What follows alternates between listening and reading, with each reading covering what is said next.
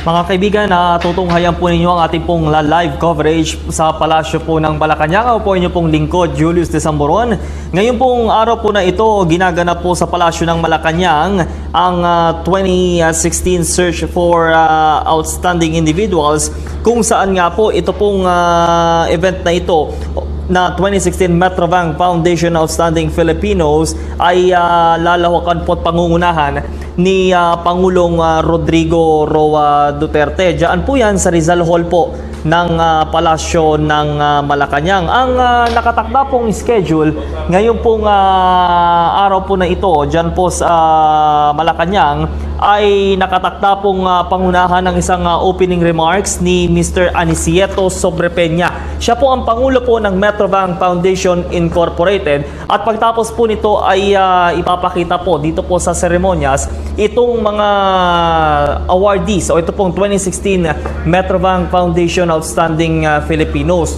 Matapos po nito ay may gagawin din pong the Outstanding Philippine Soldiers o ito po yung mga tops awardees. Ako noong mga nagdaang araw po, ang mahal po nating Pangulo ay binibigyang pagkilala po ito pong mga naiambag ng mga sundalo po natin, lalo na po sa pagpapanatili po ng seguridad po ng ating bansa. Gayon din po, may mga country's outstanding police officers in service. Ito po yung mga COPS awardees ay kikilalanin din po dyan sa ating pong 2016 Metrobank Foundation Outstanding Filipinos. Gayon din, para po sa mga guro, ay Happy Teachers Day po doon sa nito pong mga nagdaang araw.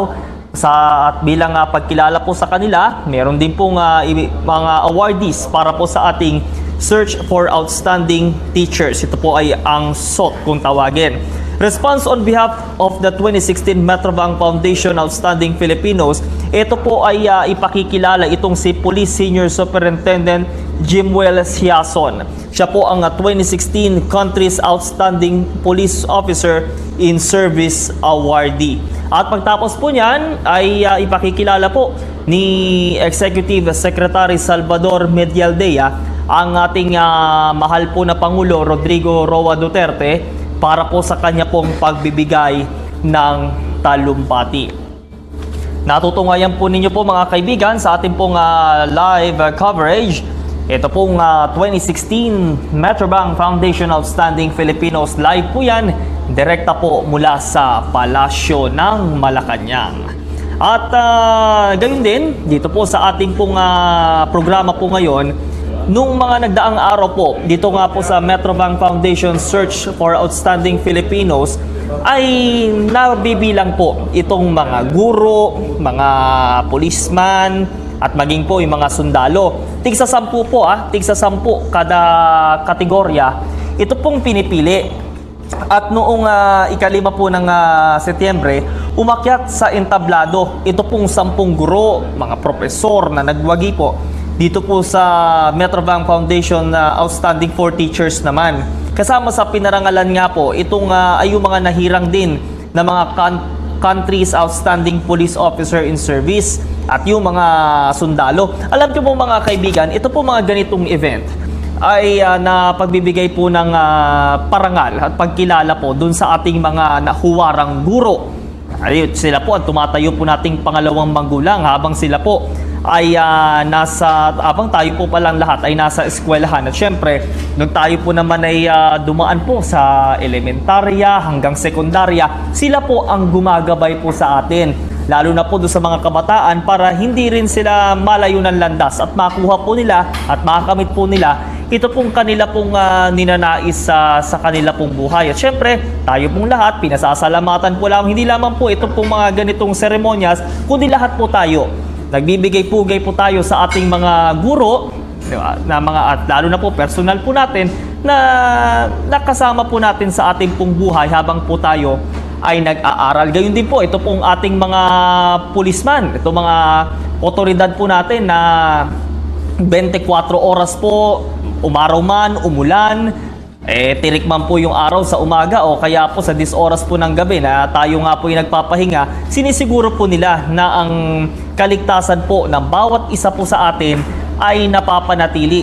At syempre, para po laban po yan dito po sa mga kriminalidad. Ito po yung mga talagang mga individual po na nananamantala po dun sa mga ordinaryong Juan at Juana de la Cruz. Pati po yung mga sundalo po na ibinubuwis po yung kanila pong buhay na para po lamang maipagtanggol ang isa pong lugar, ang ating pong seguridad. Gayon din po, ito pong ating buong bansa laban po sa anumang masasamang elemento. Kaya nga po, ginaganap nga po ito pong pagbibigay nga po ng parangal sa mga natatanging individual po na yan. At ngayon po, mapalad po sila na makakasama po at makakadaupang palad ang mahal po nating Pangulo. Ang Pangulo po na mula po sa rehiyon po ng Mindanao, Rodrigo Roa Duterte. Tayo po ay nasusubaybayan po ninyo bukod po sa ating People's Television Channel 4. May ginagawa din po tayong live streaming sa ating pong social media accounts sa Facebook po at sa Twitter. At yung pong ating Facebook account na maaari po ninyong kayo po sundan maaari niyo po kaming sundan sa aming Facebook PTV po. I-type po ninyo at doon po kayo maaari pong mag-comment. Gayon din po at maaari niyo po kaming panoorin sa aming pong live streaming. Gayon din po sa aming YouTube channel. Gayon din po sa aming Twitter account at PTVPH. Tayo pong lahat ay magsama-sama po sa ating pong special coverage dahil po tayo pong mga Pilipino, we are partner for change. Magbabago po ang naunang inihangad nga po ng ating mahal na Pangulo na yan nga po ang isa sa naging dahilan po ng kanyang naging pagkapanalo nito pong nagdaang eleksyon. Ang tunay na pagbabago para po sa sambayanang Pilipino. Uulitin po lamang natin ito pong magiging takbo po ng ating programa diyan po sa Palasyo ng Malacanang. Pansin na po natin na yung ilang pong mga panauhin ay nahariyan na po sa ating People's Palace. Ika nga po ng ating mahal na Pangulo. Yung pong pangungunahan po nitong invocation dito pong ni Mrs. Maria Regel Olarte. Siya po yung 2016 Search for Outstanding Teacher Awardee. Habang yung opening remarks ay si Mr. Anicieto Sobrepeña po, ang Pangulo po ng Metrobank Foundation naman po ang mangunguna. Pagtapos po ninyo ay ipakikilala po, presentation ceremonies na po nito pong 2016 Metrobank Foundation Outstanding Filipinos. Kung tayo pong lahat po mga kababayan, yung mga nanonood po sa TV, nanonood po sa social media natin, kung tayo nga po ay makikita po natin silang personal, personal po natin silang sasaluduhan at syempre bibigyan po ng pagpupugay. Magtapos po niyan, may gagawin din pong Outstanding Philippine Soldiers, TOPS Awardees. Gayon din po ito pong Outstanding Police Officers in Service Awardee. Gayon din po para po sa mga guro. Pansin na po natin ngayon, dyan po sa Palasyo ng Malacanang, halos malapit na rin pong magsimula ang ating pong programa, kung saan nga po dadaluhan nga po yan at pangungunahan po ng ating mahal na Pangulo, Rodrigo Roa Duterte. Yung pong programa po palang ito mga kaibigan, alam nyo po, yung Outstanding Filipinos of the Metrobanks, ito po ay ayon po ito dun sa Metrobank Foundation na ito po ay inspired by the vision of the Metrobank Group Chairman, Dr. George T.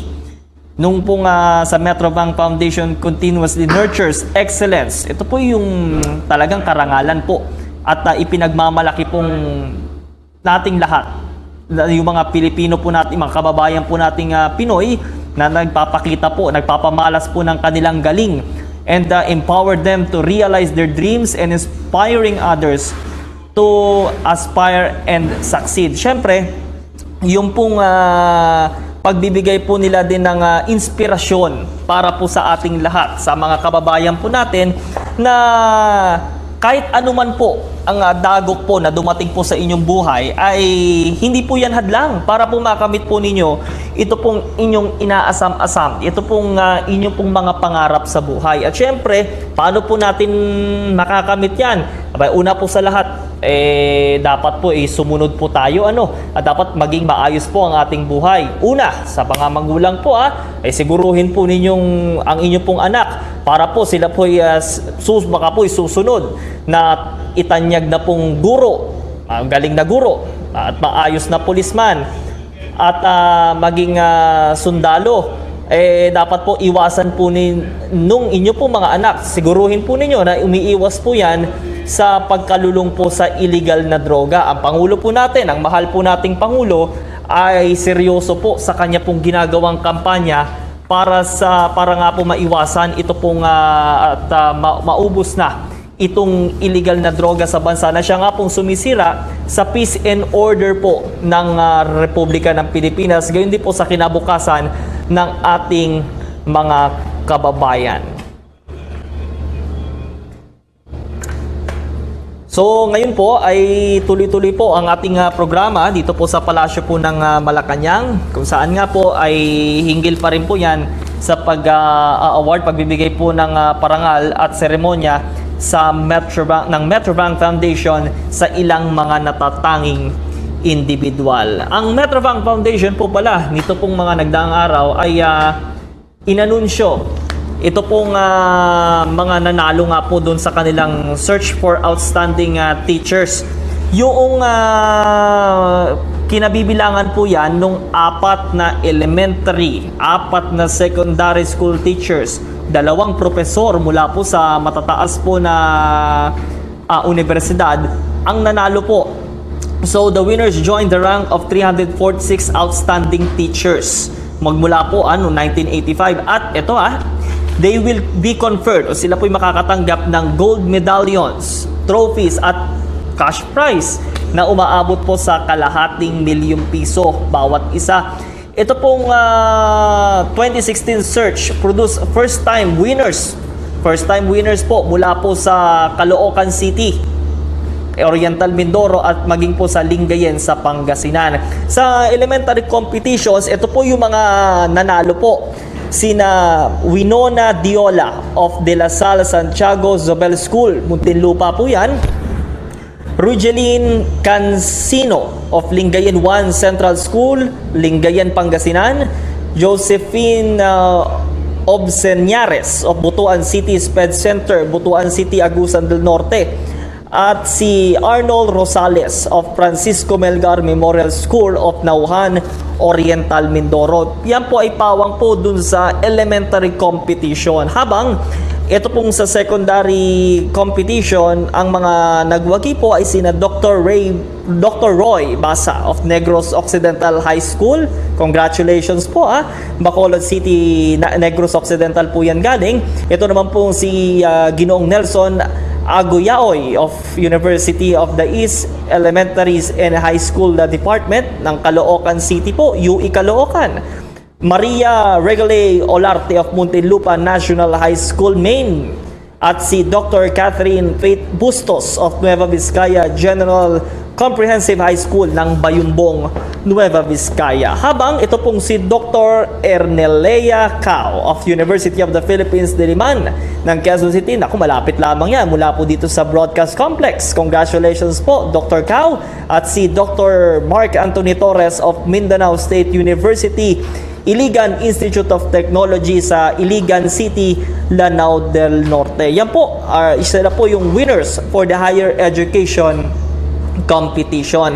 Nauna na pong binanggit ni Metrobank Foundation Incorporated President Anicieto Sobrepeña na masaya siya at kinokongratulate nga po ito pong mga nagwaging guro dahil po ika nga po niya, ito po yung kanya pong direktang sinabi, teachers are the backbone of the nation building efforts. Sila po talaga.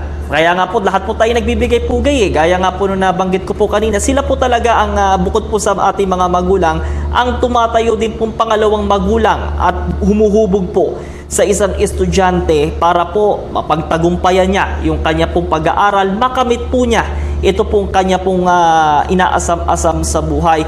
Tayo pong lahat, ito pong ating mga nakukuhang propesyon ngayon, itong ating mga nakukuhang parangal, hindi po ito nating nakukuha kung hindi din po dahil sa gabay ng ating mga magulang, ng ating pong mga guro, at syempre ng ating pong dakilang lumikha. At yan po, mga kaibigan, ito pong mga hakbang po na ito ay magpapakita din po para dun sa mga kababayan natin na syempre, tayo po ay dapat maging inspired always, happy and inspired. Sabi nga po, dapat tayo ay para makamit po natin ito pong ating maayos na buhay, at syempre dapat tayo ay may inspirasyon lagi at dapat meron tayong kumbagay tinatanaw po na magandang pag-asa para sa kinabukasan. So, doon po sa ating mga kababayan po, maaari po nyo kaming tunghayan. Ulitin po natin sa ating pong PTV Channel 4, gayon din po sa ating YouTube channel at sa ating social media accounts. Ngayon po, doon sa mga kababayan po nating nakalog on ngayon at nanonood po ngayon live, diyan po sa ating live streaming sa Facebook at gayon din po sa Twitter. Happy viewing po. At syempre, inaantabayanan na lamang po natin ang pagsisimula po ng mismong programa po kung saan nga po ay pararangalan po ito po mga natatanging individual, mga guro, policeman at gayon din po mga sundalo. At syempre, nandiyan po present ang mahal po nating Pangulo Rodrigo Roa Duterte. Ito po yung mga nakuha nating profile of winners. Ito po yung mga ilan doon sa mga backgrounder, ika nga. Doon sa mga nagwagi po na individual, lalo na po doon sa mga guro. Ito pong si Winona Diola ng De La Salle Santiago Zobel School mula po sa Ayala, Alabang, Muntinlupa. Ang kanya pong posisyon ngayon, siya po ay grade 5 science teacher at ang field of specialization niya ay general science. Okay, ito sa mga magagaling po sa science, talaga. Ito po, 22 years na siya sa kanya pong pagsiservisyo. At third awardee siya na mula po sa lungsod po ng Muntinlupa. Yung susunod po lamang, ito pong si Rogeline Cancino mula po sa Lingayen 1 Central School sa Pangasinan po. Siya po ay master teacher 2. At ang field of specialization niya ay English at Science. 21 years na po siyang nagsiservisyo po bilang guro sa nasabing pong paaralan. Ikatlo po si Josephine Obseniares mula po sa Butuan City Sped Center sa Agusan del Norte. Master Teacher 1 po siya. At syempre, ang kanya pong field of specialization ay music. Talaga nga po yung mga kababayan po natin, mga tagapanood at tagapakinig, pag nga po nakakarinig ng music, ay nagiging maayos po at pahingang-pahinga na sila sa kanila pong mga ginagawa. 27 years na po, ito pong si Madam Josephine sa kanya pong teaching career. At susundan po natin, ito pong si Ginoong Arnold Rosales mula po sa Francisco Melgar Memorial School sa Oriental Mindoro. English specialization din po siya, Master Teacher 1 at 19 years na po siyang nagseserbisyo po bilang guro. Sa secondary competition naman po itong si Dr. Roy Basa ng Bacolod City, Negros Occidental High School particularly, ay Master Teacher 1 po siya at Biology naman po, 11 years na po siya nagtuturo sa specialization po ng Biology. Ito pong si Ginoong Nelson Agoyaoy mula po sa UE Caloocan Elementary and High School Department. Diyan po yan sa Sangandaan sa Caloocan, malapit po lamang. Ay ang kanya pong posisyon ay faculty member po siya ng Araling Panlipunan at Edukasyon sa Pagpapakatao Unit. Ito po yung, kung maaalala po ninyo, na Araling Panlipunan, yan po yung parang sibika at kultura dati na ipinag-aaralan po yung ating history, yung ating pong mga iba't ibang pangyayari po sa ating bansa na may kinalaman din po ang bawat isa sa atin. 14 years na pong nagtuturo ito pong si Ginoong Aguyaoy dyan po sa UE Caloocan.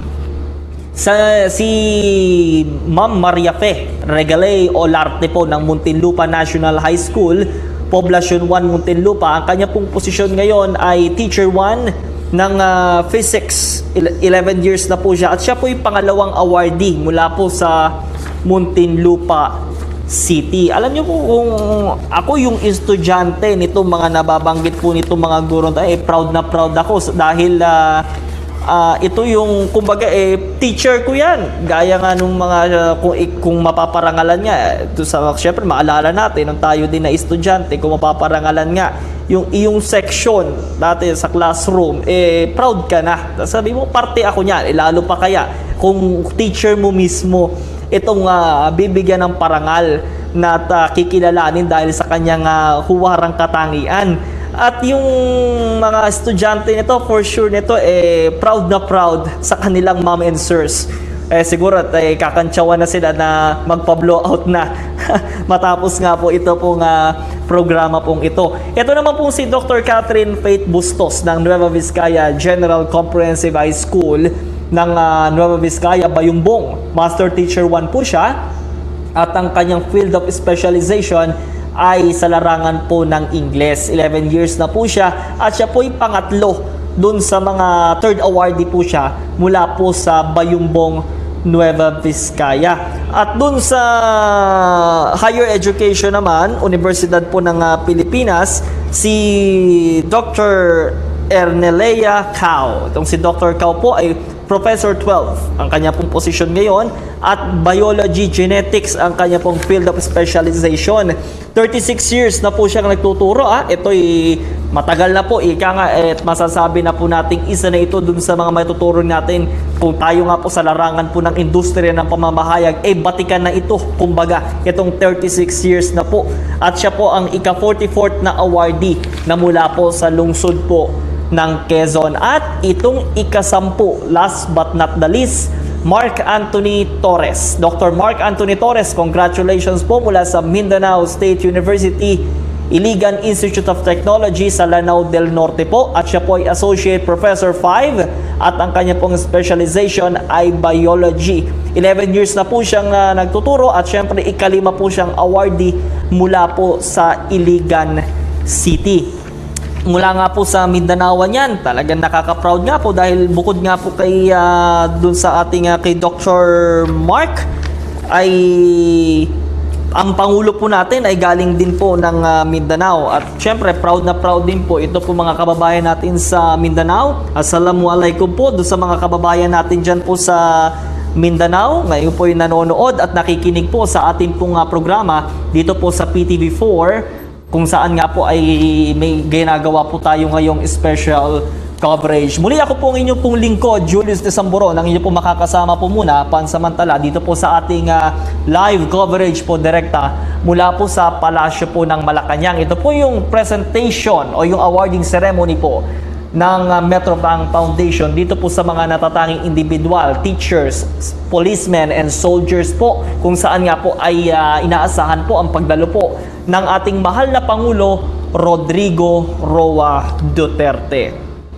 Nito po lamang August 16, 2016 po ay inanunsyo po ng Metrobank Foundation ito pong 2016 Country's Outstanding Police Officers in Service. Ayan, mga police, mga saludo tayo dyan Yung yan pong programa na yan, itong Metrobank Foundation, kasama po ang Rotary Club of New Manila East at ang Philippine Savings Bank ay kanila nga pong kinilala at pinarangalan. Ito po mga best cops sa ating pong bansa. Ito po composed ito ng 4 na commission officers, police commission officers, 6 na non-commission officers at nasa ranggong 128 outstanding police officers.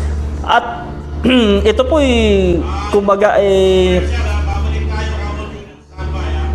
at ito nga po ay gold medallions ang kanila makukuha at trophies at cash prize na nag-amount po ng 500,000 each. Mga kaibigan, tutok po lamang kayo at bukod sa mga guro at mga pulis at mga sundalo, abangan po ninyo ang sino-sino pa ang mga pararangalan live po mula po sa Palasyo ng Malacanang. Tutukan po ninyo ito. Ako po si Julius de Samboron at ito po ang special coverage. Magbabalik po kami. Ito po ang Metrovang Foundation Awarding Ceremony kasama po ang Pangulong Rodrigo Duterte. Special coverage.